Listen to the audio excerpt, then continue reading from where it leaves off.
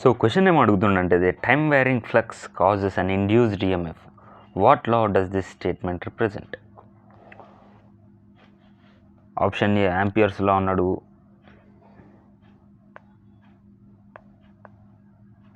Option B Faraday's లా ఉన్నాడు, option C Lenz law ఉన్నాడు, option D field from Ohm's law ఉన్నాడు.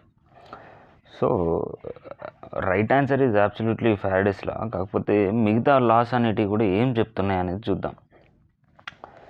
Amperes లా ఏం చెప్తుంది అని అంటే, ఒక కరెంటు తీగ పోతుందనంటే దాని చుట్టూ ఒక సర్క్యులర్ పాత్లో మ్యాగ్నెటిక్ ఫీల్డ్ అనేది వెళ్తుంది. అయితే closed integral of intensity of that magnetic field is equal to totally current enclosed అనే విషయాన్ని చెప్తుంది. ఇది యాంపియర్స్ లా. లెంజ్ లా ఏం చెప్తుంది అని అంటే, నీ దగ్గర ఒక కాయిల్ ఉంది. ఈ కాయిల్లో నువ్వు ఈఎంఎఫ్ ఇండ్యూస్ చేద్దామని అనుకుంటున్నావు.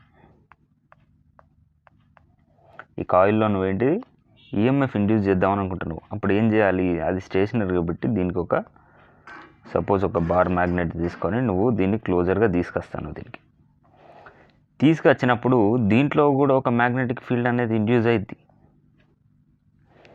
అయితే ఆ ఇండ్యూస్ అయిన మ్యాగ్నెటిక్ ఫీల్డ్ కాజ్ని అపోజ్ చేస్తుంది.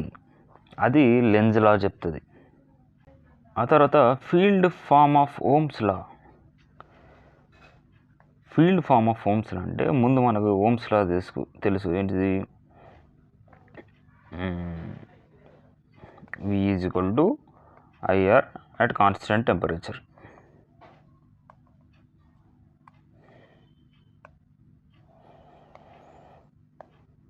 V is equal to IR at constant temperature. దీంట్లో కూడా ఏంటనంటే J is equal to sigma E అని ఉంటుంది.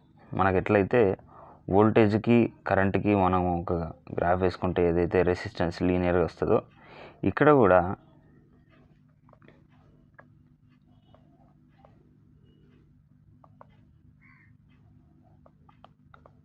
కండక్టివిటీ అనేది వస్తుంది. ఎప్పుడు మనకి J representing current density and E represents electric field intensity.